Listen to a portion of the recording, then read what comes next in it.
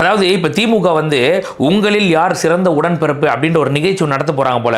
ஒட்டுமொத்த உடன்பிறப்புகளும் கிளம்பிட்டாங்க. ஆளாளுக்கு மாஞ்சி போய் முட்டு கொடுக்குறாங்க. ஒருத்தர் என்னன்னாக்கா கரூருக்கு போய் முட்டு கொடுக்குறான், ஒருத்தர் என்னன்னாக்கா இங்க இருந்து நாங்க போறோம் லைவா காட்டுறோம் பாருங்க அப்படின்னு சொல்லிட்டு என்னென்னமோ பண்ணிட்டு இருக்காங்க. அதாவது ஒருத்தர் திறமையை வெளிப்படுத்துறாங்களாமா. ஏன்னா எலெக்ஷன் கிட்ட வருதுல, பெட்டி வாங்கணும்ல. இப்ப அதே மாதிரியான ஒரு உடன்பிறப்பு வந்து பாத்தீங்கன்னாக்கா குடும்பத்தோட கிளம்பிட்டாங்க.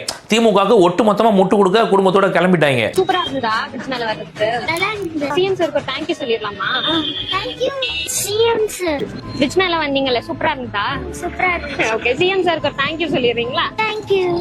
மம்மி சாக்லேட் பிரிட்ஜ்னால தானே வந்தீங்க. பிரிட்ஜ் சூப்பரா இருந்ததா வரதுக்கு?